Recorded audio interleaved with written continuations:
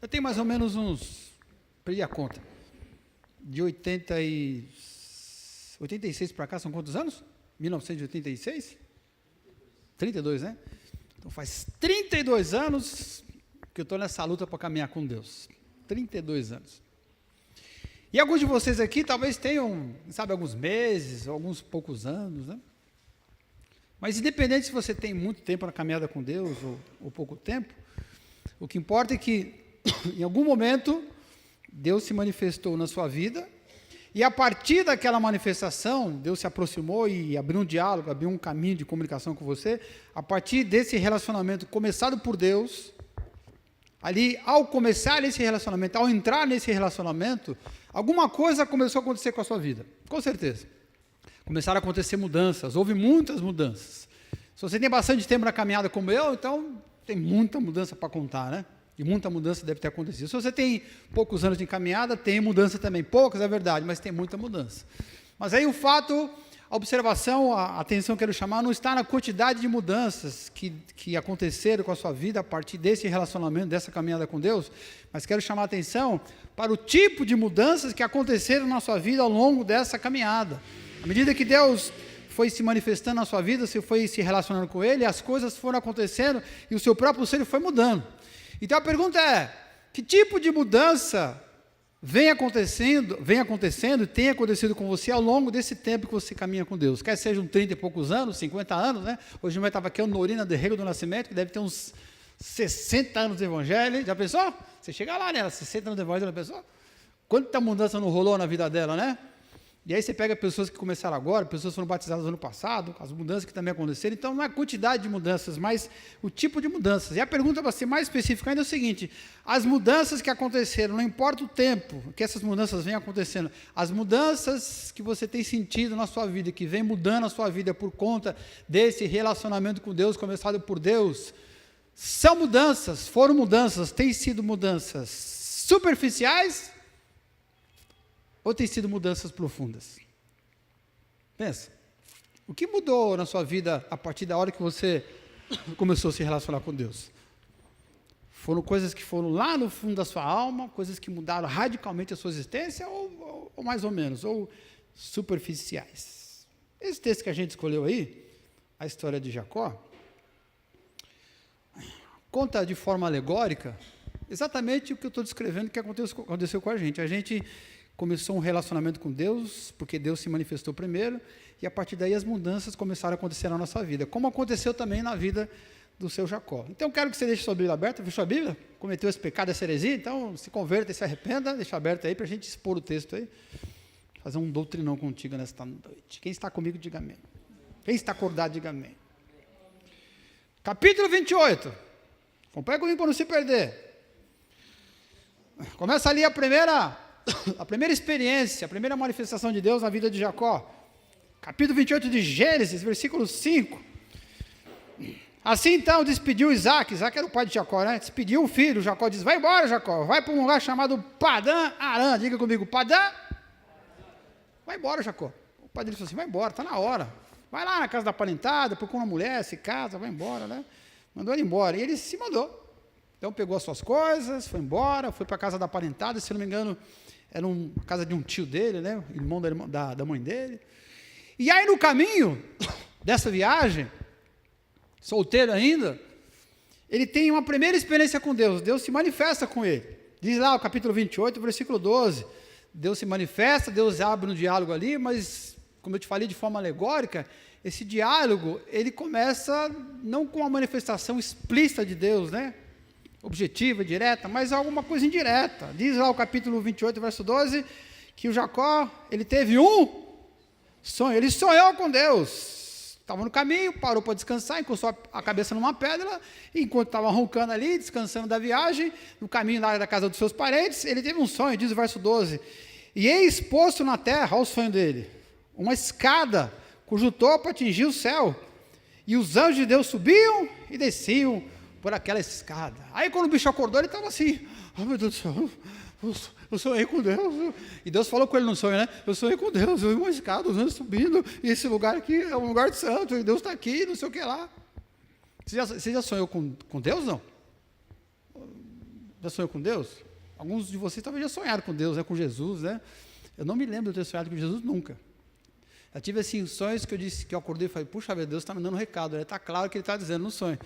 Mas eu queria muito, esse é um dos desejos que eu tenho no sonho, eu queria sonhar com Jesus, ver o rosto dele, né? Como seria, né? E algumas pessoas, alguns privilegiados têm esse sonho, outros, a maioria, acaba não tendo. E aí Jacó teve essa experiência, né? E aí quando ele acordou, assombrado com aquilo, capítulo 28, versículo 18, não faz sua Bíblia, por que você fez sua Bíblia que eu te prestei? Não está gostando da minha Bíblia? Então devolve a minha Bíblia. Se não quer a Bíblia, você fala logo. Prefiro smartphone, né? Mais rápido, mais ligeiro, né? Está marcando? Capítulo 28, verso 18. Ele se levantou cedo de madrugada. Aí o que ele fez? Pegou o travesseiro, quer dizer, a pedra que ele tinha usado para botar a cabeça de noite, pegou a pedra que havia posto para o travesseiro, levantou a pedra, ergueu a pedra como se fosse uma coluna e derramou azeite e fez daquela pedra ali um altar. Então ele levanta, ainda assombrado, ainda entusiasmado, ainda motivo para aquele sonho que ele teve, e aí ele faz um altar. Puxa vida, Deus falou comigo que esse lugar é um lugar sagrado, etc. E aí aproveitou que ele levantou o altar, ele estava empolgado, porque ele sonhou com Deus, os anjos subindo e descendo, Deus tinha falado com ele durante o sonho, Deus aparece ali no sonho e fala com ele, e aproveita ali e já faz uma oração, e capítulo 28, verso 20, qual a oração que ele fez? Diz que Jacó, então, ele fez um voto, fez um voto com Deus. Olha que voto interessante. Deus, se você for comigo. Eu estou em viagem, né? Capítulo 28, verso 20. Capítulo 28, verso 20. Ele fala, Deus, se você for comigo nessa viagem lá para a casa dos meus tios, né? E você me guardar nessa jornada, nessa viagem, nesse caminho, né? E depois quando eu chegar lá, e se no caminho o Senhor me der pão para eu comer, eu não passar fome, eu tiver roupa para vestir, 21. E de maneira que eu vá para a casa dos meus parentes, me dê bem, e depois eu volte em paz para a casa do meu pai. Então, qual voto? O Senhor será o meu Deus. Porque até então era Deus de Abraão, Deus de Jaque, mas ainda não era o Deus de Jacó. Então ele fala, agora esse é o momento, né? A história do meu avô, a história do meu pai está se pedindo comigo. Então ele pega ali, tem essa experiência com Deus e faz o voto. E aí se iniciou o relacionamento de Jacó com Deus. E aí as mudanças também começaram a acontecer.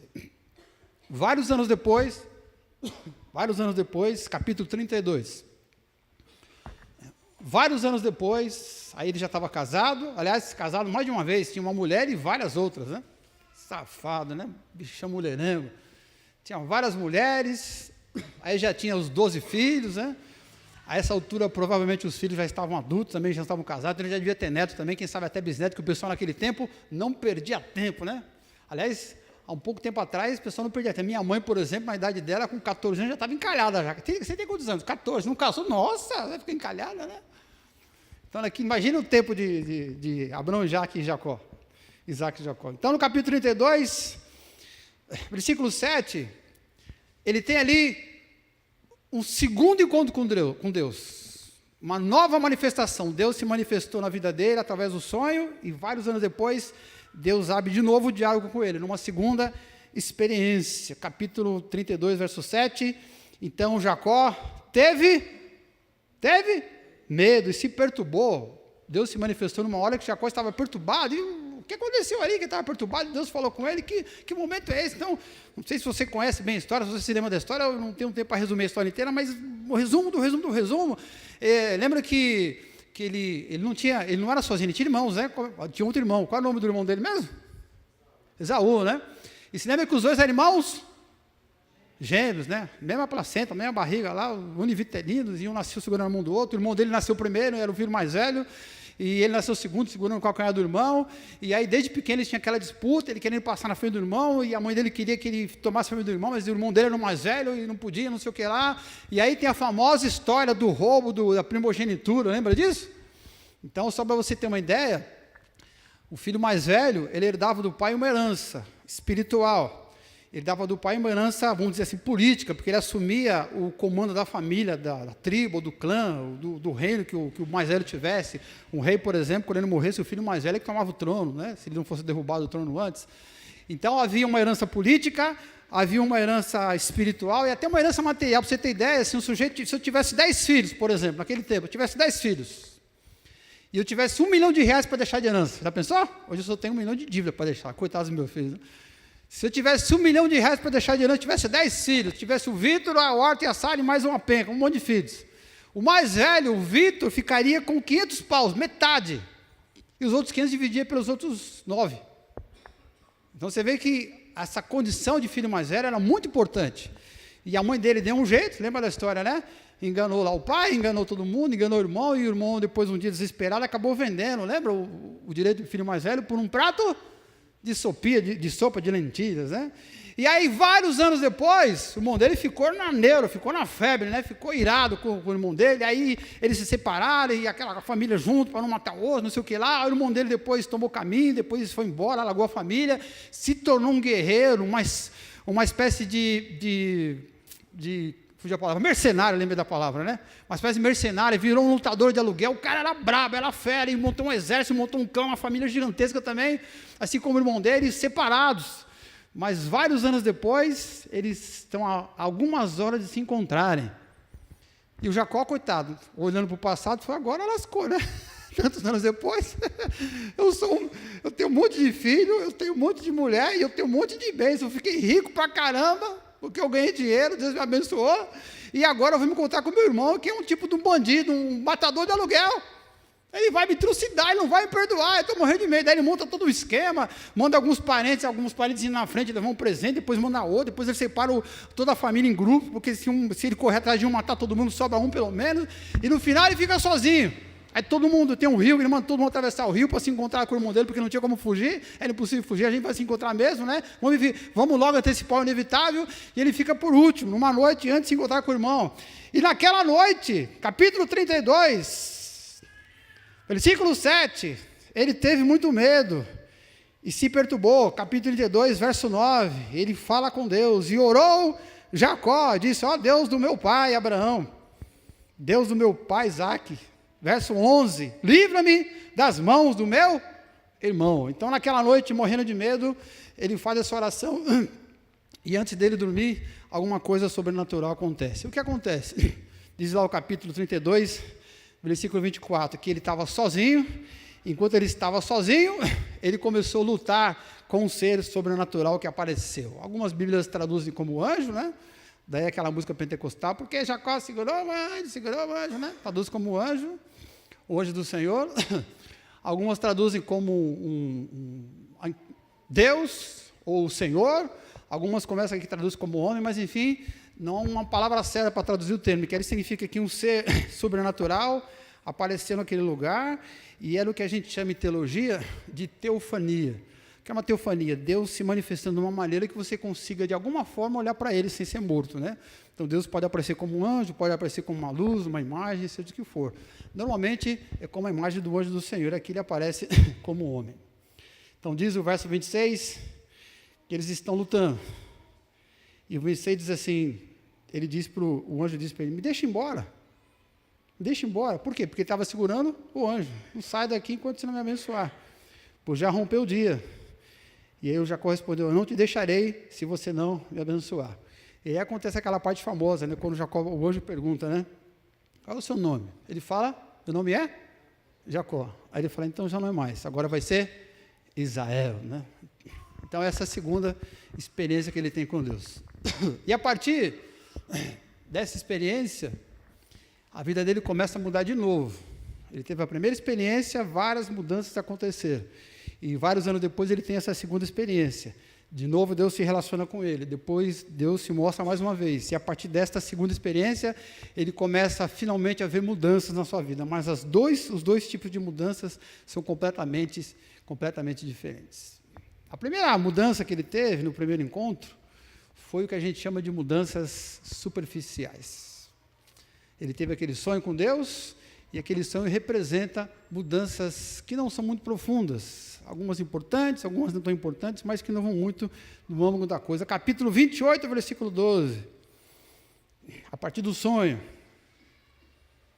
eis posto na terra uma escada, cujo topo atingia o céu, e os anjos de Deus subiam e desciam por aquela escada. Essa foi a primeira experiência de Jacó. Que experiência interessante, está sonhando, ele vê uma escada, vê os anjos subindo, os anjos descendo, ele vê Deus falando. Aliás, o que Deus falou mesmo naquela primeira experiência, naquele sonho? Capítulo 28, versículo 13, olha que interessante que Deus fala para ele. Ele diz assim, no verso 13, mais ou menos ali no finalzinho do verso 13, a terra em que agora você está deitado, eu lhe darei, a ti e a tua descendência. Capítulo 28, verso 14. E em ti, ele repete a promessa feita para Abraão e feita para Isaac, o pai e o avô dele, repete para ele. E em ti, ou seja, na tua descendência, serão abençoadas todas as famílias da terra. Então ele repete as promessas que tinha feito para o pai e para o avô dele. Capítulo 28, verso 15, na sua Bíblia aí.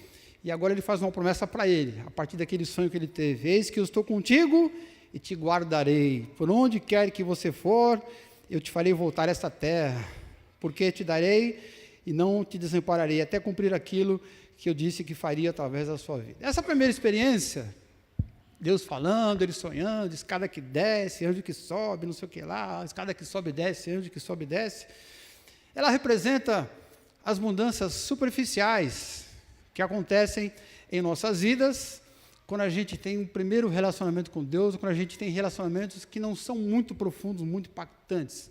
E eu digo isso porque, capítulo 8, verso 12, porque essa experiência, olha só, ela começa não com uma coisa concreta, com uma teofania direta de Deus, com a manifestação de Deus. Ela começa com um sonho. E o sonho, o que é um sonho? O sonho é um troço complicado, né? Capítulo 28, verso 12. Jacó sonhou.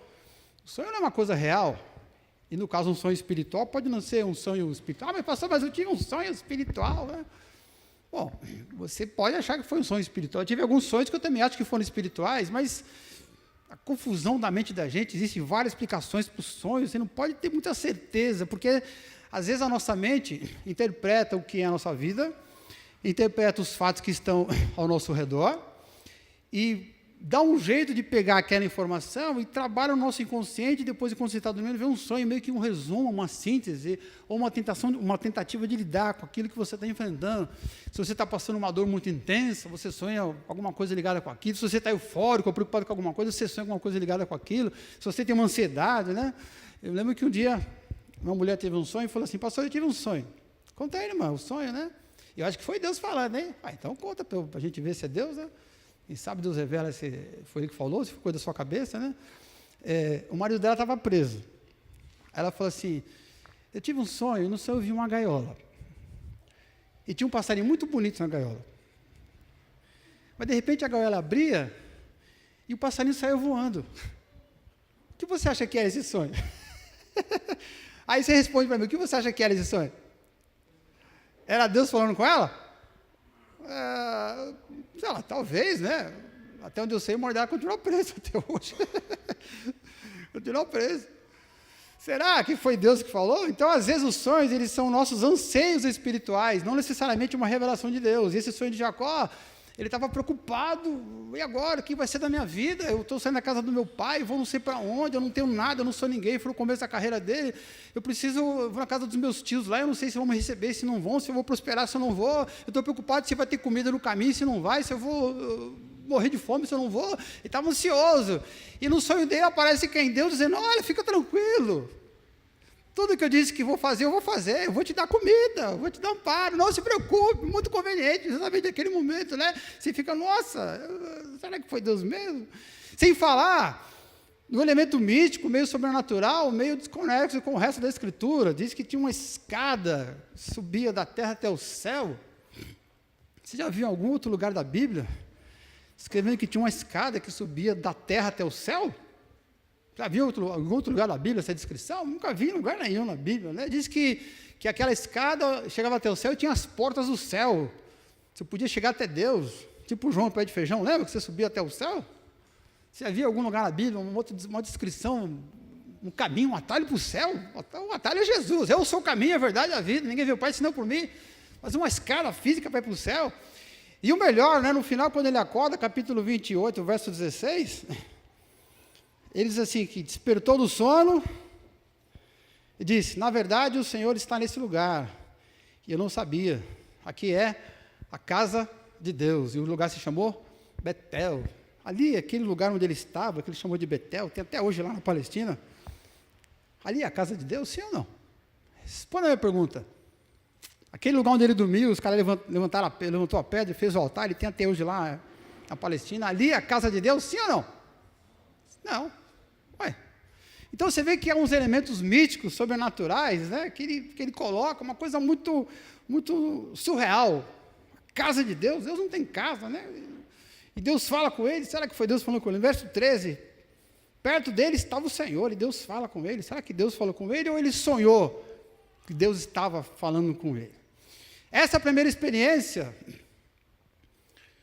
ela representa as nossas aproximações de Deus, o nosso relacionamento com Deus, não os nossos relacionamentos profundos com Deus, mas representa os nossos relacionamentos superficiais com Deus.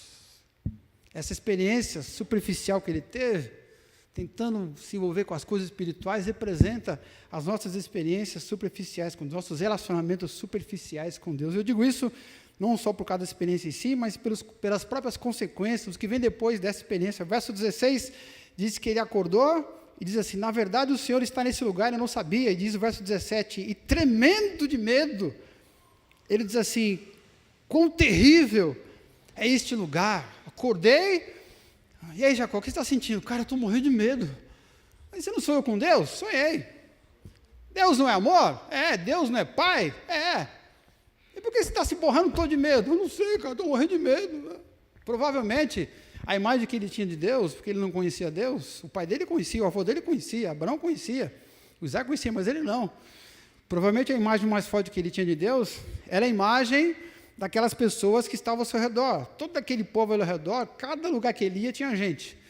E cada lugar que ele tinha que tinha gente, aquelas pessoas tinham suas religiões, e elas tinham deuses. E todos os deuses da antiguidade eram deuses temíveis, deuses do mal, deuses que faziam mal. Ou você me serve, faz o que eu quero, me dá oferenda, me dá o sacrifício, eu acabo com você. As pessoas serviam por medo, como é hoje, né? As pessoas servem o diabo por medo, né?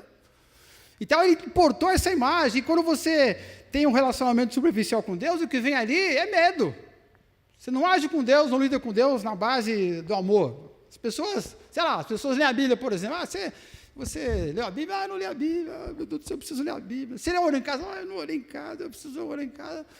Por que você tem que ler a Bíblia? Porque você tem que orar? Porque senão, sei lá, não vou me sentir bem, eu vou passar mal, sei lá, Deus pode me castigar. Tem gente que pensa nisso, se eu não ler a Bíblia, Deus vai me castigar. Mas, então a base para você ter uma vida devocional com Deus é o medo, não se sentir mal, é se sentir bem, né? Tem gente que luta contra o pecado. Por que você está lutando contra o pecado? Você entendeu o que é errado, você entendeu que faz mal para o outro, mal para você mesmo. Não, é que eu tenho medo de ir para o inferno. Então, quer dizer, se o inferno não existisse, você pecaria à vontade e não teria medo. Eu acho que seria mais ou menos isso. Quer dizer, isso é sinal de um relacionamento superficial com Deus. Quando você serve a Deus nessa base. Além desse temor, ele também tinha um relacionamento religioso, estritamente, vamos dizer assim, comercial com Deus, né? Bem parecido com aquilo que as pessoas têm hoje. Capítulo 28, verso 22, bem parecido com aquilo que as pessoas têm hoje. Ele diz assim para Deus, olha que coisa interessante. Ele fala assim para Deus, depois que ele acorda, a pedra que eu levantei vai ser uma coluna, e vai ser casa de Deus, eu vou fazer um templo para você, está em tua homenagem. E eu vou nessa viagem, e tudo que o Senhor me der, certamente eu te darei o dízimo. Deus fala para ele, olha, vai lá que eu vou te abençoar, né? Eu vou estar contigo. Aí ele acorda e fala assim, olha Deus, o Senhor prometeu, né, que vai estar comigo, então eu vou dizer o seguinte, eu vou embora, vou fazer o meu trampo, mas antes eu vou deixar aqui esse tabernáculo pronto, esse templo pronto, né, em tua homenagem, e eu vou trabalhar, porque você falou que vai comigo, né, e quando eu voltar com o bolso cheio, não se preocupa, tá, que eu vou te dar o troco, vou te dar o pagamento. Olha que coisa, vira para a minha página aí, só apertar, Vitão, isso, obrigado, hein. A pessoa quando tem um relacionamento superficial com Deus, quando a experiência é superficial, ela serve a Deus baseado em pagamento, mesmo que ela não admita isso, mesmo que ela não enxergue isso. Tem pessoas que, se não fosse o galardão prometido, e digo não só galardão na vida eterna, recompensa na vida eterna, mas aquelas supostas recompensas que Deus vai dar na nossa vida, porque a gente está trabalhando para Deus aqui neste mundo, então tem gente que pensa assim, se eu trabalhar para Deus aqui neste mundo, ainda neste mundo eu vou receber recompensa, quer dizer, minha vida vai ser abençoada. Então, por que você serve a Deus? Porque Deus vai me dar depois. Tem muita gente que se soubesse o seguinte, que pode ser que trabalha a vida inteira, e Deus só vai recompensar lá na eternidade, tem gente que se por só um segundo desconfiar que toda a recompensa que ela vai ter, por todo o trabalho que ela teve aqui em nome de Deus, e para a igreja, para o mundo, em nome do reino aqui nesse mundo, se ela desconfiar por um segundo, que todo o trabalho que ela tem aqui nesse mundo só vai ser recompensado na eternidade, ela larga o trabalho de Deus. Por quê?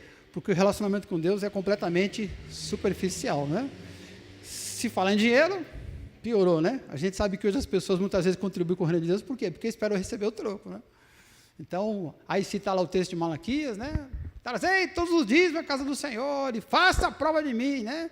E o cara faz questão de frisar a segunda parte, faça a prova de mim. Ó, Senhor, eu estou esperando, hein?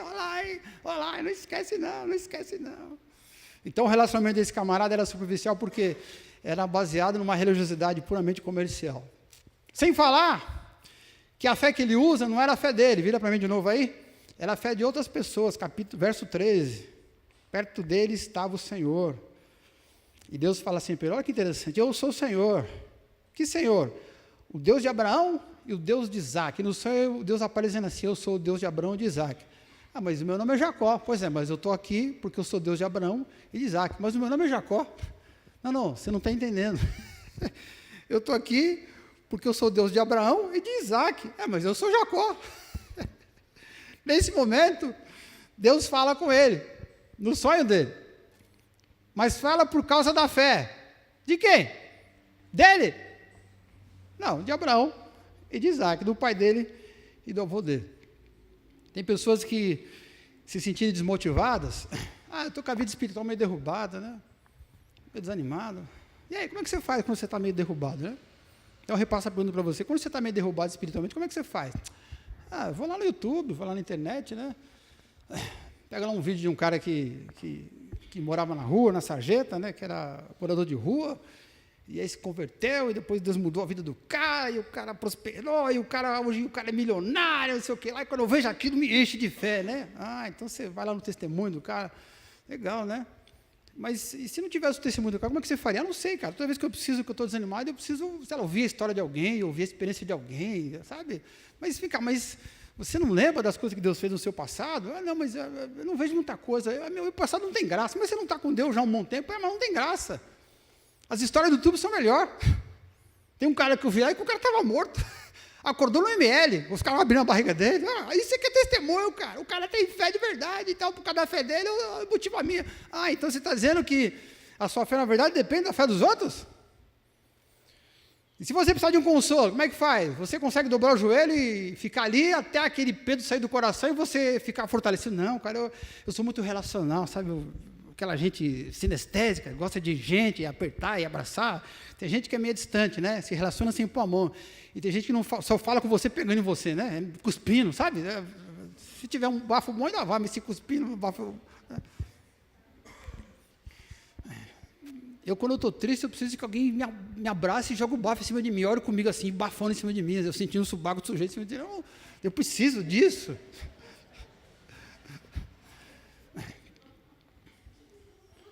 Se você é uma pessoa que, para se fortalecer quando está triste, não consegue se fortalecer sozinho com Deus, precisa de outras pessoas, é porque, na verdade, a sua fé para você não é suficiente. Seu relacionamento com Deus é o quê? Superficial.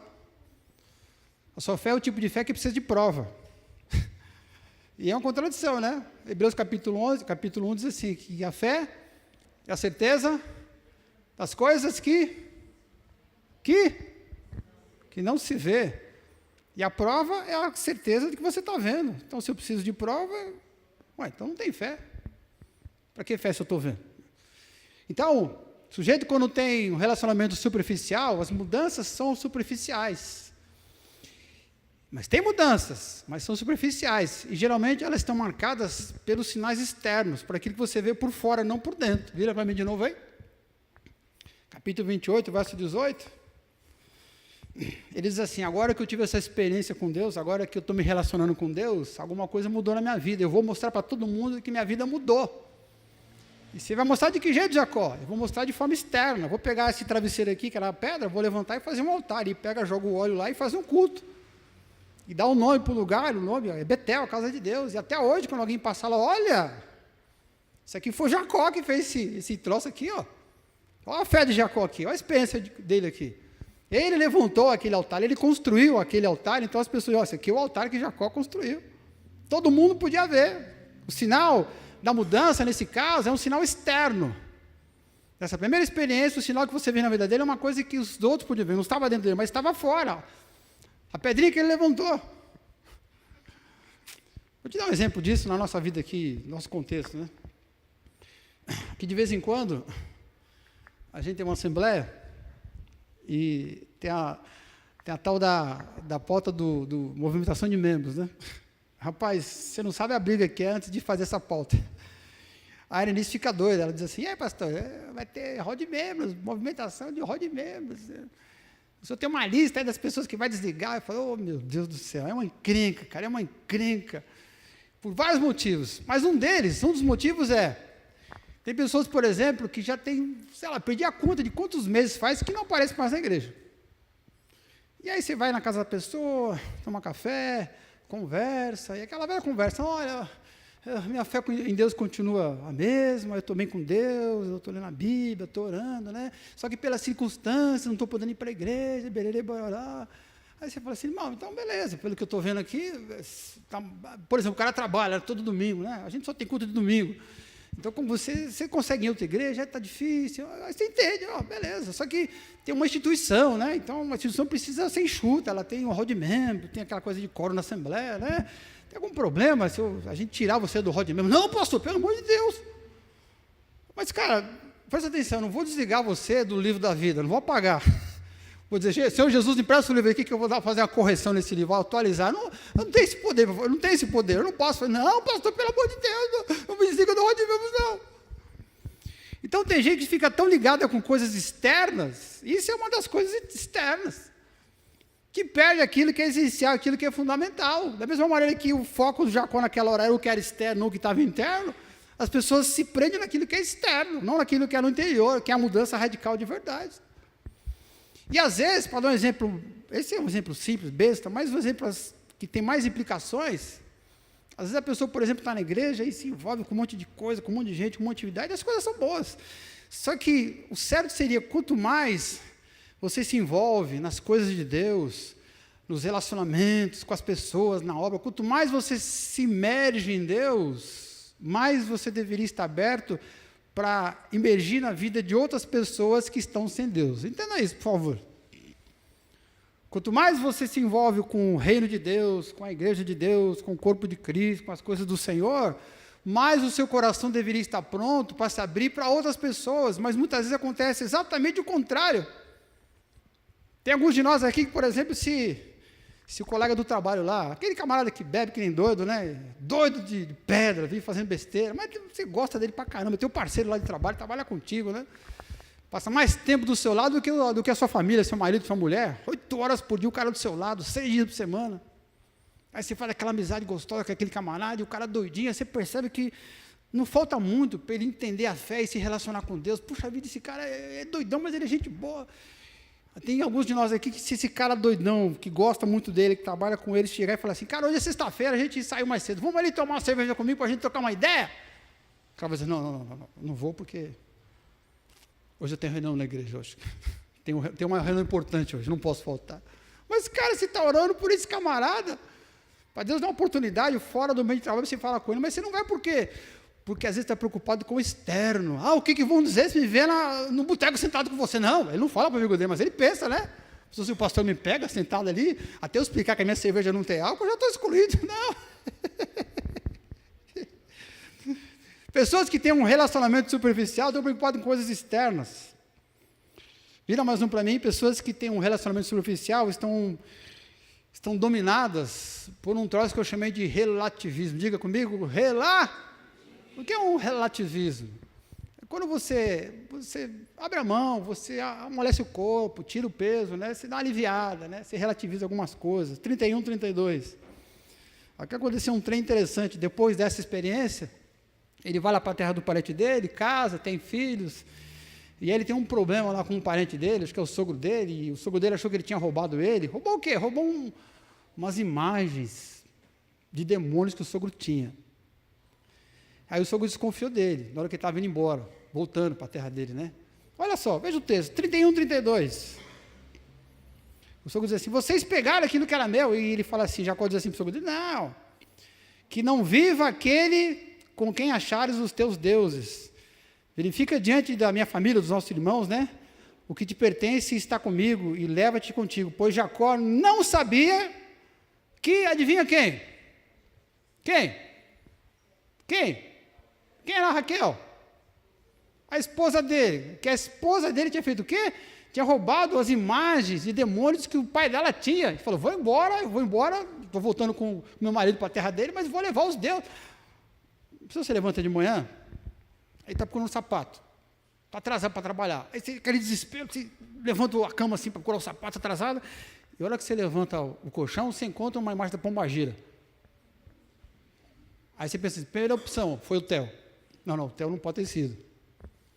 Segunda opção, foi eu. Não pode ter sido eu. Não lembro disso. Pombagira? Terceira opção. Aí você pensa, Jesus, Maria José e o primo Barnabé só dormindo com o inimigo, com a inimiga. Diz o texto que Jacó não sabia que a Raquel tinha furtado, não sabia que a Raquel tinha roubado. Mas será que ele não sabia que ela tinha um chamego com aquelas imagens? Um dia eu cheguei, levantei de noite para tomar um copo de água, né? E de madrugada eu vi ela lá, aquelas imagens acendendo uma vela, mas eu fingi que não vi. Não, porque o meu Deus é o Deus do meu pai Abraão, do meu avô Abraão, meu pai Isaac, né? E a minha mulher está comigo, né? Uma só carne, não, acho que eu estava dormindo, não vi direito, né?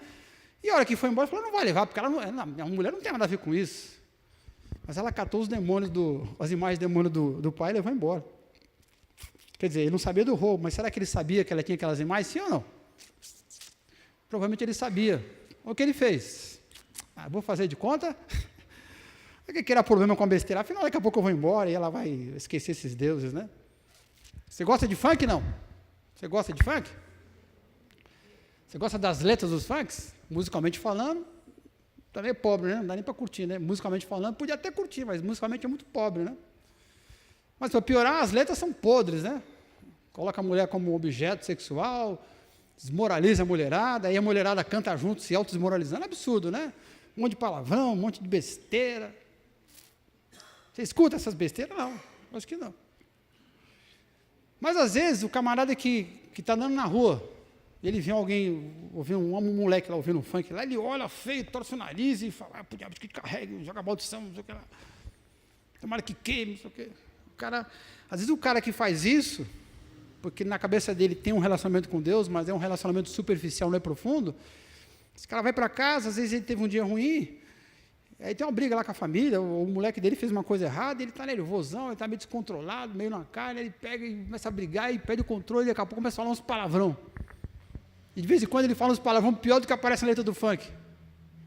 Falei, mas o cara que desconjurou o funk, mandou o funk para o inferno, que o filho dele, o adolescente, um dia ligou lá o som e quase matou o filho, porque o moleque botou um funk.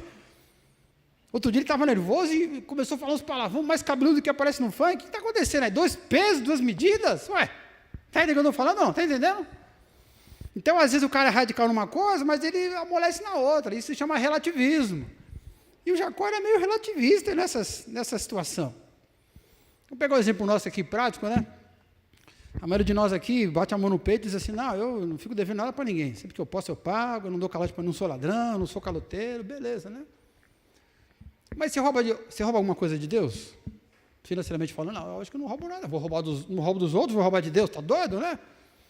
Mas no nosso caso, por exemplo, que a gente divide as contas, aqui é sistema de cotização, né? Tudo aqui, água, luz, telefone, ministério, funcionário, tudo é pago por todo mundo, divide a conta de todo mundo colabora. O cara está aqui, já não sei quantos anos, quando ele quer usar o salão, por exemplo, a igreja cede gratuitamente para ele, quando ele quer fazer festa, a igreja cede, a igreja dá o serviço, a música. Eu fiz aniversário do meu filho, os músicos da igreja foram lá, tocaram para mim, tudo de graça, não paguei os músicos, casei minha família, não precisei pagar nada, não sei o que lá, o pastor foi lá, a gente não cobra fazer pagamento, né?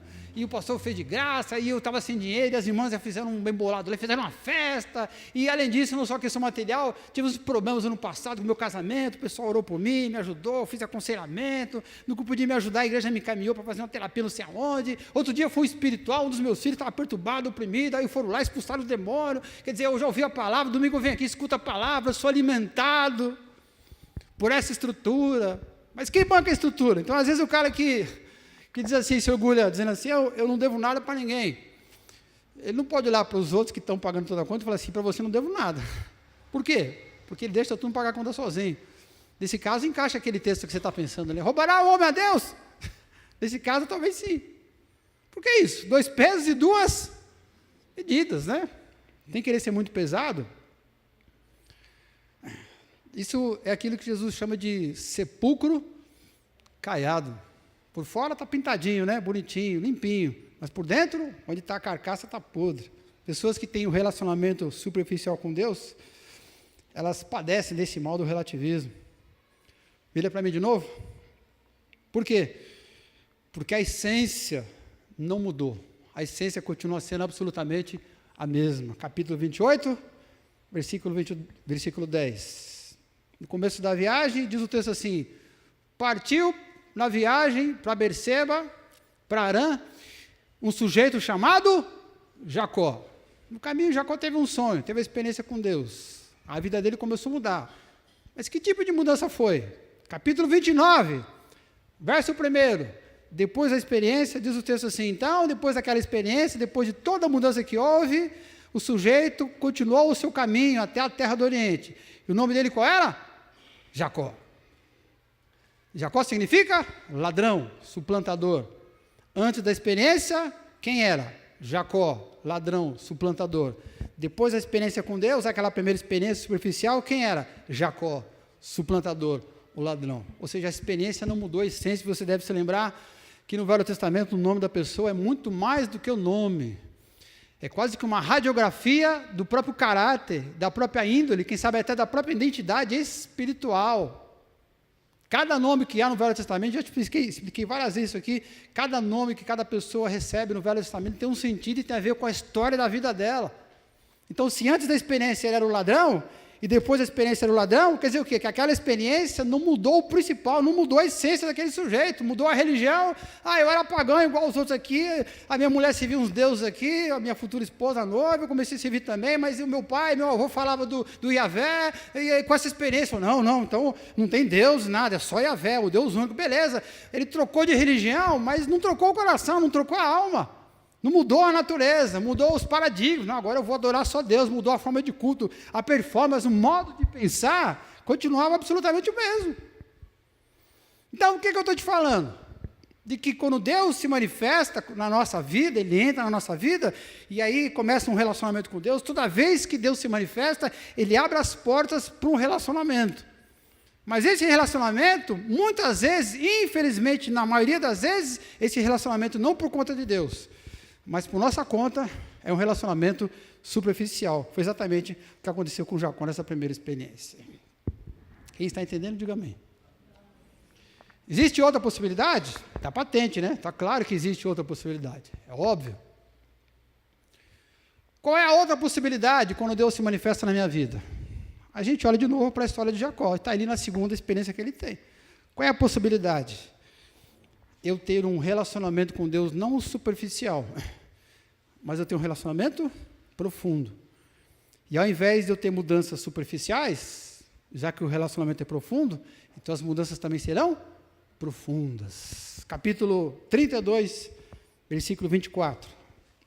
Jacó ficou sozinho. E ele lutava com Deus, com o anjo, com o homem. E fez isso até de manhãzinha, até um romper da alva. Qual foi a experiência do Jacó? 32, 24. Ele ficou sozinho e ele lutou com o homem, com um ser sobrenatural. E lutar significa agarrou, segurou, pressionou para que ele fizesse alguma coisa. E o que ele queria que ele fizesse? Verso 25, 32, 25.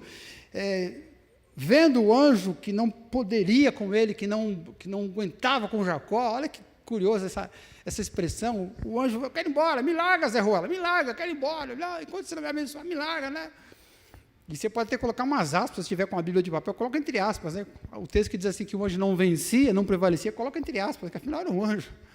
Estava falando isso aqui de manhã, até me lembrei de uma coisa engraçada que acontecia um tempo lá em casa, com o Arthur, né? O Arthur é apaixonado por futebol, mas antes de futebol ele gostava de MMA. Então, de vez em quando a gente rolava no chão, e na cabeça dele, né? Ele me catava lá no Mata-Leão, falava, e agora, pai? Quero ver você bate que eu quero ver, esperava eu bater para sair, né? Bate, pai, bate, catava uma gravata, e eu ficava, caramba, cara, não vou conseguir, cara, você está me sufocando, aí eu batia para ele me soltar. Na cabecinha dele, ele estava me arregaçando na cabeça dele, mas estava, não mais nada, então imaginei esse anjo, né? O anjo está aqui, né? Me larga, cara, eu preciso ir embora, você não me deixa ir embora, me larga, só o anjo fazer assim, o cara se espalhava todo no chão, em 1000 pedaços, né? Me larga, acho interessante esse texto, né? Ele lutava com o anjo. É como se o anjo falasse assim, não vou tirar, quer dizer, você está me segurando, o que você quer mesmo? Você quer uma bênção? Vamos ver até onde vai a tua perseverança, né? Olha lá, eu não consigo ir embora, o que você quer mesmo? Antes que eu vá embora, estou indo embora, hein? E diz lá o verso 29, eu quero que você me abençoe. E o anjo fez o quê? E o anjo ali o abençoou.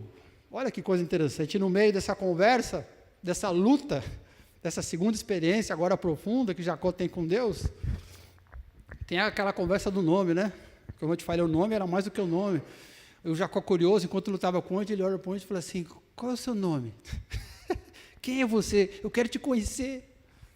Aí o anjo se conversa e fala assim, o meu nome é um mistério. Não tem como você saber isso, né? O que importa nesse momento não é quem sou eu. O anjo fala com ele assim, quem é você? Ele fala, uai, eu sou Jacó. Aí o anjo fala assim, quem você é? Jacó, o ladrão, Jacó. Aí o anjo, não. A partir de agora você não é mais Jacó, o ladrão. A partir de agora você é Israel, aquele que luta e vence com Deus. Capítulo 32, verso 28. Já não te chamarás Jacó, e sim Israel, pois com um príncipe, com um anjo poderoso, lutaste com Deus, e com os homens prevaleceste. Olha que experiência extraordinária. Essa aqui é uma simbologia, não de uma experiência surreal, de um sonho, como aquela primeira, que ele viu a escada e os anjos, não sei o que lá, coisa que não existe. Casa de Deus. Primeiro que ele não está nem sonhando, ele manda todo mundo embora, ele fica sozinho, ele não dorme. E acordado mesmo, ele tem aquela visão. Mas não é uma visão, o ser de verdade aparece para ele. E de imediato ele percebe que é Deus, e ele pula em Deus e segura em Deus e fala, o meu irmão está lá do outro lado do rio esperando para acabar com a minha raça, me ajuda, me abençoa, e luta, como se falasse assim, enquanto você não me proteger, me guardar e me livrar do meu irmão e me abençoar para que eu não morra e minha forma seja destruída, eu não te largo, me abençoa, nem que isso me custe algum sofrimento.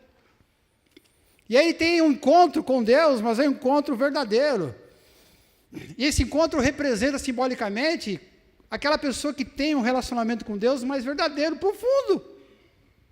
Infelizmente, é a minoria das pessoas que tem um relacionamento com essas características de profundidade espiritual.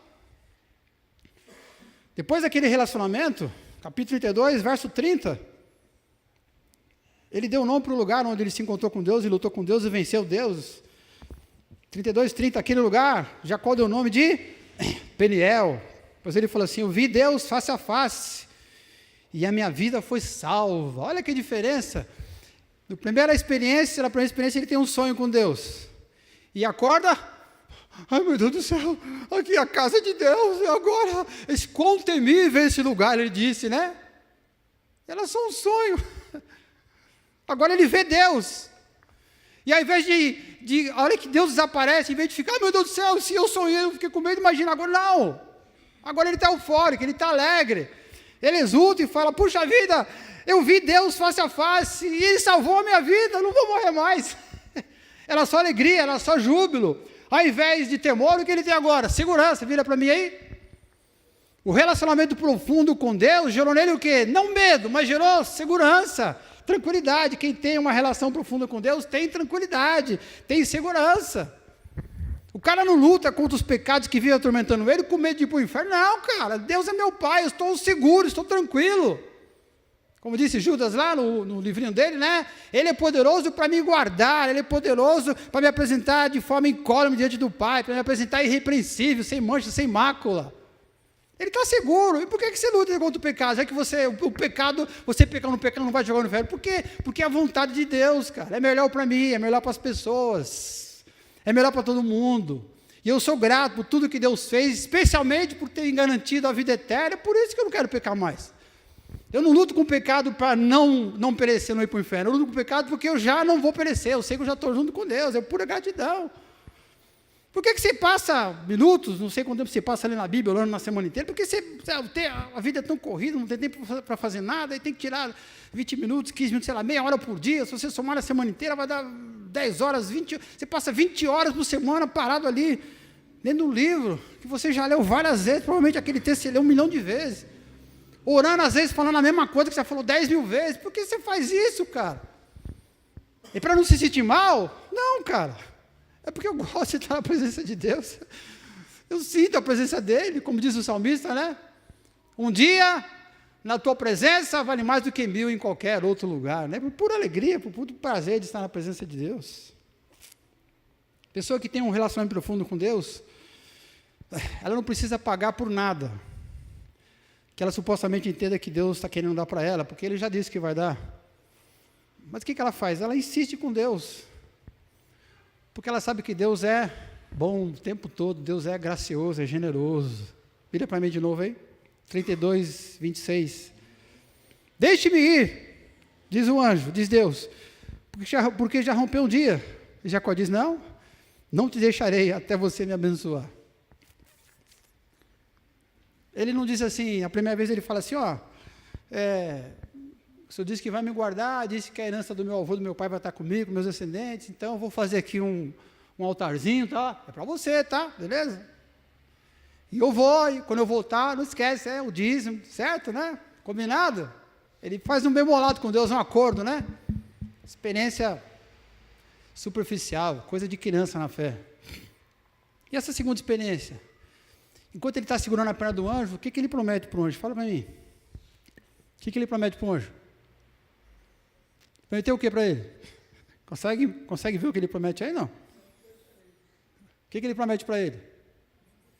Eu não vou te largar, o que ele promete é isso, eu vou estar aqui te segurando. Se você não abençoar, eu vou ficar te segurando. Mas ele tinha alguma garantia de que o anjo ia abençoá-lo? O anjo dá de Miguel e deixa, o anjo prova ele, vamos ver até onde esse moleque vai, né? Até onde esse cara vai me apertando aqui, me segurando. 32, 29. Por que perguntas pelo meu nome? E ali, o abençoou. O anjo, na verdade, testa ele, e testa, na verdade, a perseverança dele.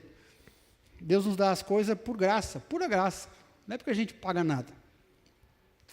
Mas não é porque é de graça que você não tem que insistir, não é isso? Então, a graça vem com perseverança. Naquela hora, a única coisa que ele oferece para Deus, o que é? Ele agarra a Deus e persevera. Só sai daqui quando o Senhor responder a minha oração. Danado, hein? Saiu de lá com a resposta na mão.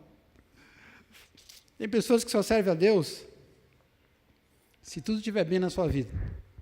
Aliás, é muito fácil, né? Você tem saúde, você tem respeito do lugar onde você mora, as pessoas com quem você convive, você tem uma família boa, você tem uma boa casa, tem um carro que não deixa você na mão na marginal,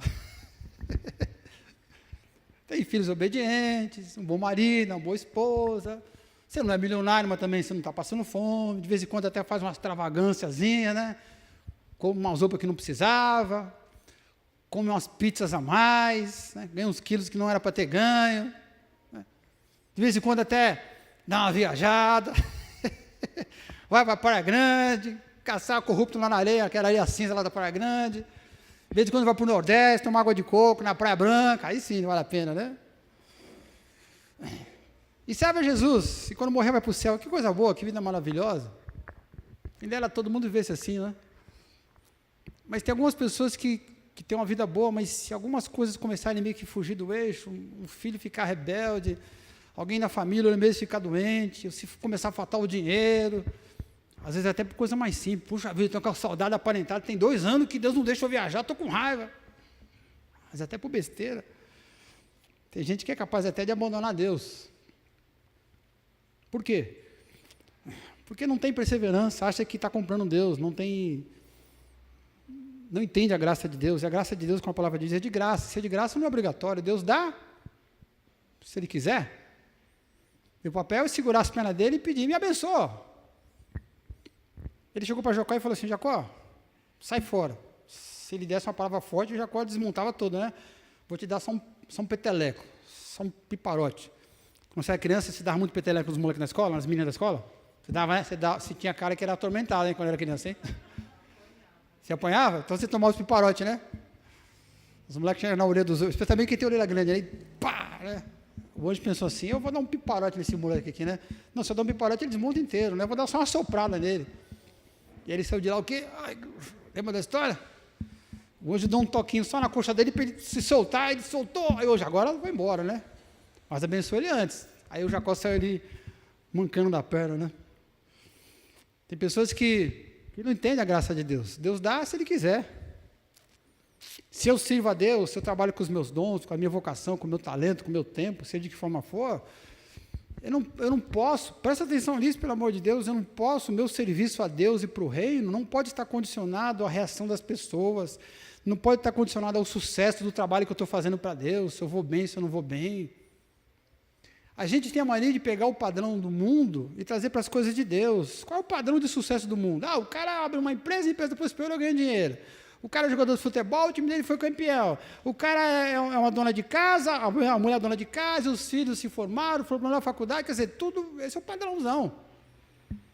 Mas será que você não pode servir a Deus e as coisas saírem erradas? Pode. Isso quer dizer que Deus não está te abençoando? Não, você tem que ter uma outra mentalidade. Porque a gente agarra e fala, Deus me dá, e Ele pode dar. E às vezes dá e a gente sai até ferido. Mas às vezes ele fala assim, não vou dar. Está entendendo, sim ou não? E aí como fica a sua fé nesse momento? É graça. Você não está pagando. Você está pagando alguma coisa? Não. Você não está pagando nada.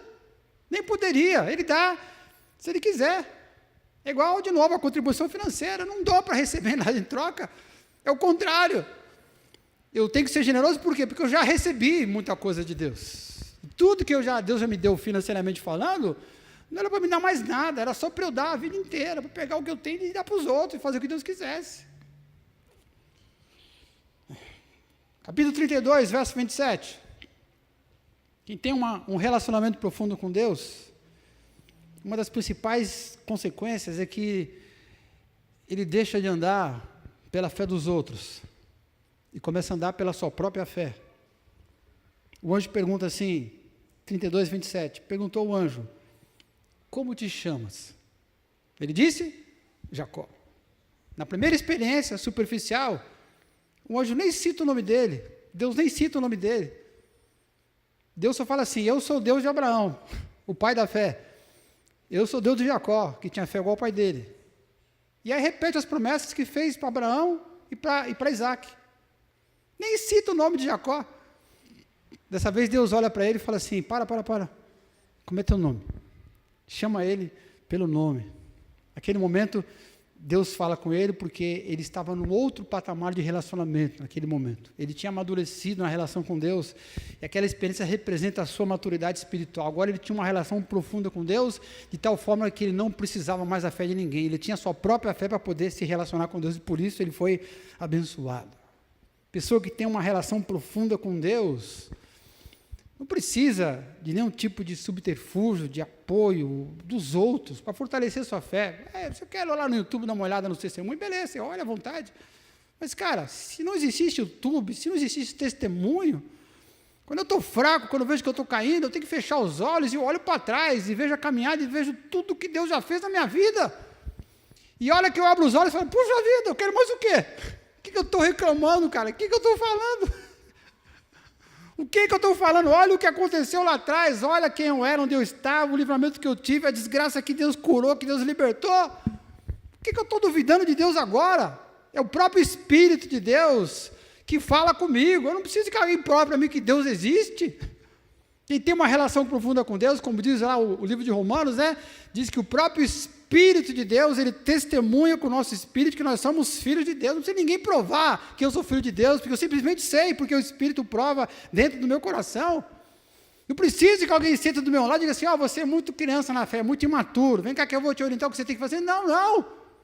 A Bíblia diz que aquele que é espiritual discerne todas as coisas, mas não é discernido por absolutamente ninguém. Aquele que é espiritual, por mais que ele possa compartilhar os seus problemas com alguém, compartilhar pedindo oração, por favor, olha comigo aqui que eu estou sofrendo, vamos interceder uns pelos outros, por mais que isso seja bom e seja útil para a sua vida espiritual, mas em última instância, mesmo que a gente passe aqui a noite inteira orando por essa pessoa, em última instância, quando você for para a sua casa e tiver um problema, você só vai resolver aonde? Lá, na sua casa, sozinho com Deus.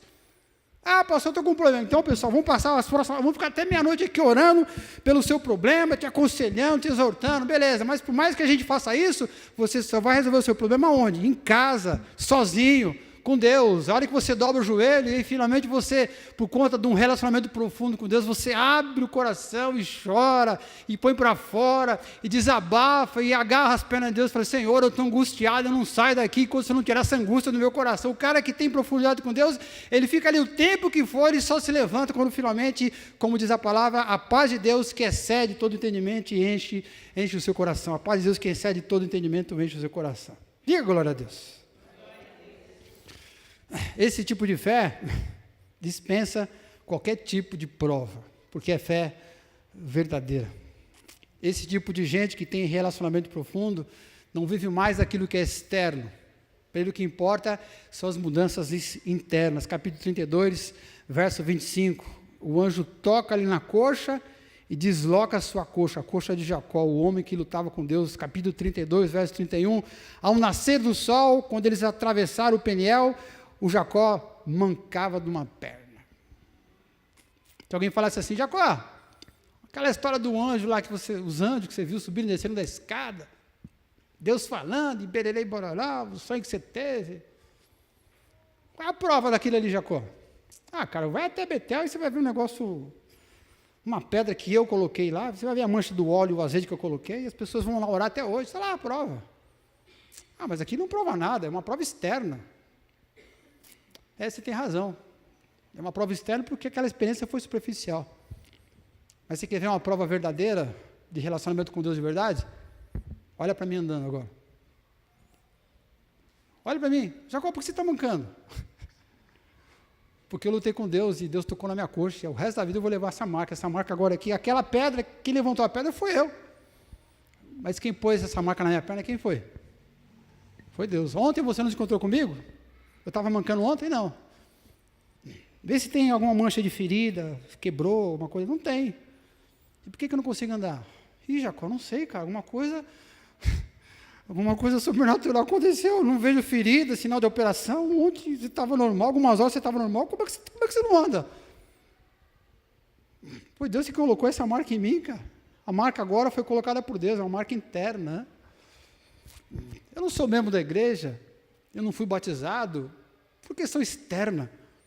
O batismo, ser membro de igreja, seja de que for que a gente faça externo, é consequência do que a Bíblia chama de batismo espiritual. Diz que todos nós fomos batizados num só batismo, né? Um só Espírito, uma só doutrina, um só Deus, um só Salvador, um só batismo, que é o batismo espiritual. Quando a pessoa se rende para Jesus, ela é mergulhada no Espírito de Deus, e esse mergulho no Espírito de Deus que é o verdadeiro batismo espiritual. São mudanças internas. Pessoa que tem profundidade com Deus, há muito tempo já não é 8 ou 80, 8 e 80, né? Ela é 8 e 80 agora, já não passa a mão na cabeça de ninguém, nem ela mesma. Aquele tal do relativismo que eu te falei não existe mais. Agora, no lugar do relativismo que a gente tem, é um absolutismo absoluto. Sim, sim. Não, não. E que passar disso vem na onde? Vem do capeta, vem do maligno. Capítulo 35, veja que coisa interessante. Depois que ele luta com o anjo, veja o que aconteceu. Capítulo 35, verso 2. Depois de toda aquela experiência, que ele se livra do irmão dele, Deus cumpre a promessa, ele junta toda a sua galera, diz assim, capítulo 35, verso 2. Então Jacó juntou a sua família e todos os que estavam com ele, disse o seguinte, pessoal, lancem fora os deuses que há no meio de vós. Quando o seu governo diz assim, onde um dos seus aí roubou as minhas imagens, os meus demônios, os meus anjinhos, né? Ele disse, não, pode procurar, porque ninguém roubou, não. Oh, Jesus, tomara que a mulher não tenha trazido, né? E a hora que o pai chega para a mulher do Jacó, daí deixa eu ver. Ela fala assim, pai, desculpa, eu estou sentada aqui no cavalo, na cela da história, eu estou sentada na cela do cavalo, eu não posso levantar porque eu estou menstruada, né? Ufa, que alívio, né? Aí ele fala, tudo bem, vou embora, vou procurar outro lugar. E ela tinha roubado a imagem, estava onde? Estava embaixo da perna dela. Ela sentou em cima das imagens. Isso naquela primeira experiência. Depois que a experiência de Jacó é profunda, ele sabia onde ele morava, né? Com quem ele dormia. Depois dessa experiência com Deus, depois que as mudanças profundas aconteceram, ele chega e fala assim, pessoal, quero uma reunião de família, todo mundo aqui, ó. Eu sei que vocês estão me enganando. Eu sou bobo, mas não sou muito. Não adianta vocês mentirem. Vou colocar uma lata de lixo ali, ó, e vou dar uma volta. Vou fingir que não estou vendo nada. Quando eu voltar, eu quero todas as imagens de idolatria na lata do lixo. Ele chuta o pau da barraca. Ele checa, ele observa, ele vai atrás. Ele radicalizou, mas você não vai comprar. Ele tinha 3, 4, 5, 6 mulheres, né? Você não vai comprar briga com as mulheres, que se dane, cara. O importante é obedecer a Deus. Sim, sim. Não, não tem meio tempo. Se eu sou aquele cara que não suporta ouvir um funk na minha orelha, por causa daquelas porcarias que estão falando lá, que você continue assim, beleza. Mas quando você estiver nervoso, escapar um palavrão da sua boca, para de brigar na hora, vai para o seu quarto, ajoelha e chora e fala, Senhor, tem misericórdia de mim, Senhor. Eu não posso ser hipócrita desse jeito, passar na rua e ficar jogando maldição, porque o moleque ali, um adolescente, sabe nem o que está fazendo ali, ó, ouvindo uma porcaria, nem entende. Foi ontem de manhã, minha vizinha estava dando uma festa em frente lá em casa, né? Ia lavando a garagem lá, que ia ter um churrasco, o marido dela fazendo aniversário, gente boa pra caramba, que mora bem em frente ali, gente tranquila, e ela tem uma filhinha de uns 7, 8 anos de idade, e ela pôs um funk lá, menininha. Eu tomando café de manhãzinha, a menina... Aí eu pensei, a menina não tem nem ideia do que está acontecendo, eu acho que nem a mãe, sabe, aquela coisa de hábito, às vezes ouviu por hábito. Aí o cara para e vê um moleque, um adolescente, uma criança dançando lá, coisa do capeta, vai tudo pro inferno. Aí depois chega em casa, abre a boca e fala besteira. Ele tem que ir pro banheiro, tem que ir pro quarto e fala, Senhor, muda a minha vida, Senhor Deus. Eu não quero ser hipócrita, ser pouco caiado, eu não quero ser superficial. Eu quero ser radical, igual o Israel foi, depois que Jacó virou Israel. A Bíblia diz que, o apóstolo Paulo diz o seguinte, que depois de pregar para muitos, olha que coisa extraordinária, ele fala assim, depois de pregar para muita gente, o apóstolo Paulo diz, ele fala assim, eu esmurro a mim mesmo, eu esmurro meu próprio corpo todo dia, eu bato em mim, eu me esmurro, eu me crucifico todo dia, para depois de ter pregado a tantos, eu não me tornar irrepreensível, porque ele sabia que o pecado batia na porta o tempo todo. O sujeito que tem um relacionamento profundo com Deus, ele tem essa postura radical, e é radical até mesmo quando ele peca.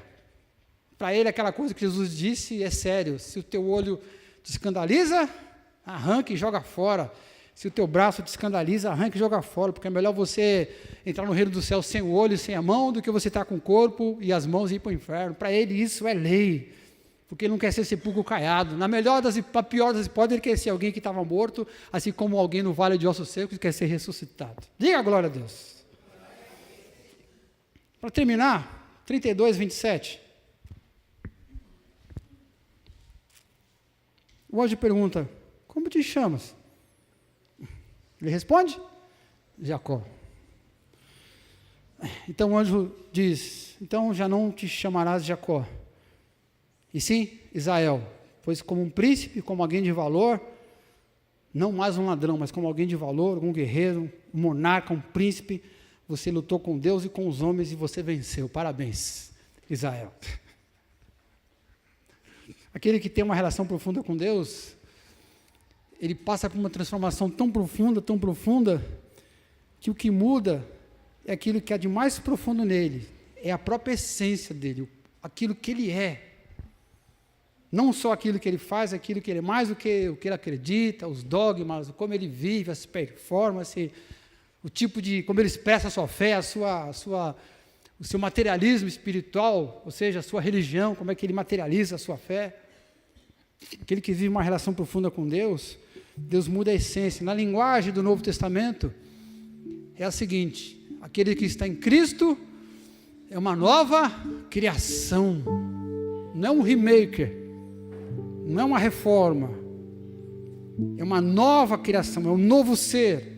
O ser que você era não existe mais.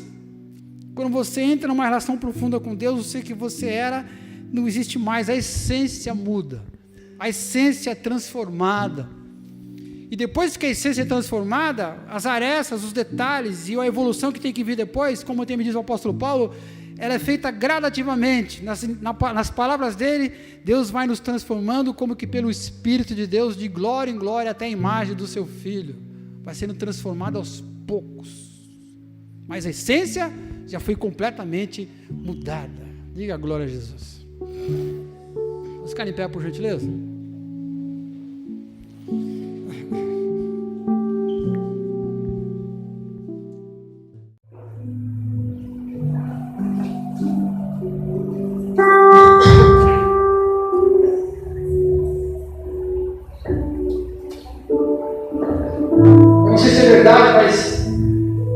Mas vou contar a seguinte história, o seguinte fenômeno. Não sei se é verdade, se for depois me corrija, mas então eu sei que é verdade.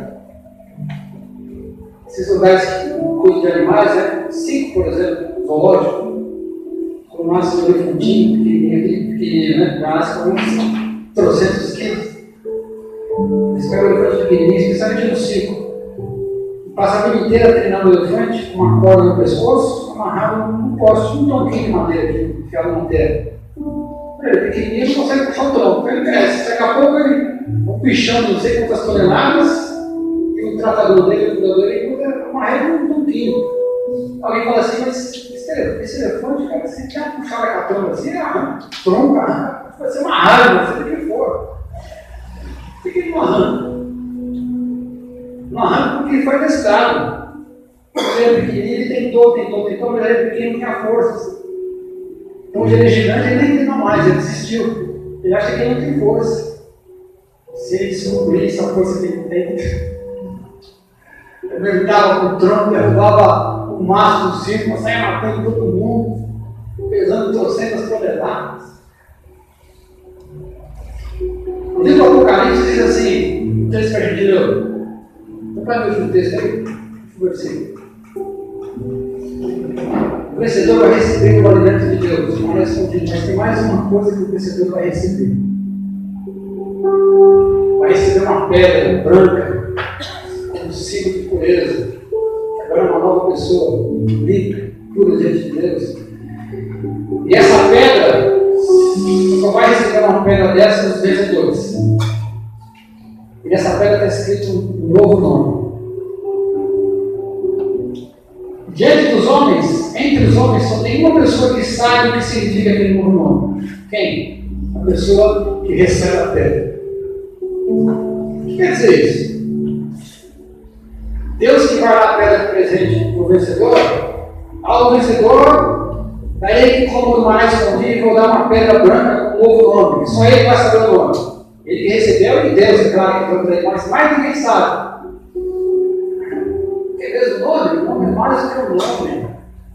Uma nova identidade espiritual, uma nova realidade que eu fui inserido por Deus para viver.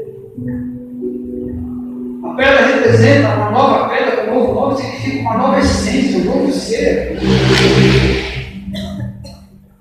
A Bíblia está dizendo que Deus nos deu já o nosso espírito, quando a gente foi batizado no mundo espiritual, quando a gente emergiu em Deus, na nossa experiência com Cristo pela fé, ali nós já recebemos uma nova identidade. O texto não diz que a gente vai ser uma nova criatura, diz que nós já somos uma nova criatura. E agora, Deus? Se eu já sou uma nova criatura, eu já tenho dentro de mim uma essência, eu já sou uma nova pessoa.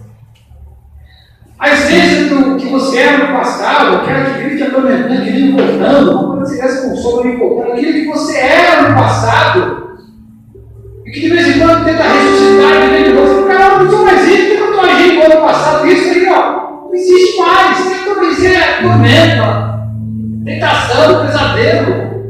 Você não é mais aquilo. Já recebeu a pedra. Já é um novo ser. E junto com esse ser, o Espírito de Deus nos deu toda uma gama de novos poderes sobrenaturais, de condições sobrenaturais, de trabalho espiritual, de autoridade espiritual. O livro de Efésios diz que nós estamos assentados, já no presente, já estamos assentados nos lugares celestiais. Os discípulos voltaram com dizendo: meu Jesus, os demônios obedecem a gente. Se alegrem por isso. Isso é pouca coisa. Se alegrem porque o nome de vocês já está no livro da vida. Já estão no livro da vida. Ninguém pode tirar porque os nomes de Deus são revogados. Loucura. Se a gente